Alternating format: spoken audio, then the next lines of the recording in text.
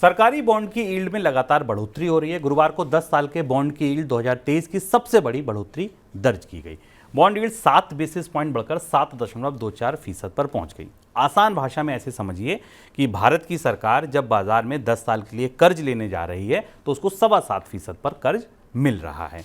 Bond yield में हो रही ये बढ़ोतरी भविष्य में ब्याज दरों की बढ़ोतरी का संकेत है। इस बीच भारत और अमेरिका की बॉन्ड यील्ड के बीच का जो अंतर है वो 17 साल के निचले स्तर पर आ गया है और ये अंतर ऐसे समय में कम हुआ है जब भारतीय बॉन्ड विदेश के इंडेक्स में लिस्ट होने जा रहे हैं। सर, इस तेजी को कैसे समझा जाए? बॉन्ड यील्ड में बढ़ोतरी सरकार के उस आंकड़े को, जो कि अभी हमने आपको 1-2 दिन पहले बताया था कि 6.55 लाख करोड़ रुपए की बारोइंग सरकार करने वाली है, उस रोशनी में देखा जाना चाहिए।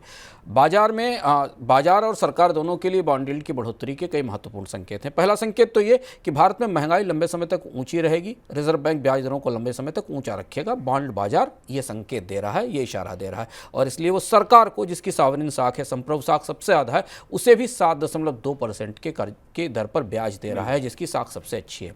तो पहली चीज़ समझना जरूरी कि आप और हम लोग और सामान्य लोग जिनको कर्ज चाहिए वो मान के चलें कि ये जो चढ़ाई है कर्ज की, ये अभी जारी रहेगी। उन्हें और लंबे समय तक 10, 11, 12% दहाई के अंकों की खुदरा की कर्ज दर या रिटेल की कर्ज दर का सामना करना पड़ेगा और 7% से ऊपर की बॉन्ड यील्ड बैंक कॉर्पोरेट के लिए, कंपनियों के लिए बहुत सारी और चुनौतियां लेकर सामने आएगी।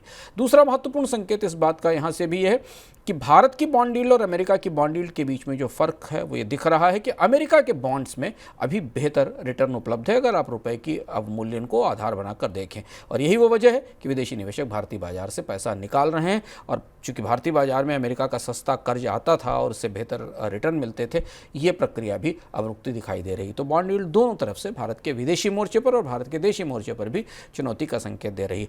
अब निगाहें रिजर्व बैंक के ऊपर होंगी कि रिजर्व बैंक आने वाले कुछ महीनों में क्या करने वाला है। हालांकि उम्मीद यही है कि रिजर्व बैंक ब्याज दरों में कोई बढ़ोतरी नहीं करेगा, लेकिन रिजर्व बैंक की तरफ से ब्याज दरों में कमी की भी कोई गुंजाइश नहीं दिखाई दे रही है। 7% के आसपास की कर्ज दर अगर केंद्र सरकार के लिए, तो आप समझ सकते हैं कि राज्य सरकारों को किस ब्याज दर पर कर्ज मिल रहा होगा। 8 से 9-10% के आसपास भी कई राज्य सरकारों की वित्तीय स्थिति खराब है और भी महंगा कर्ज मिलेगा।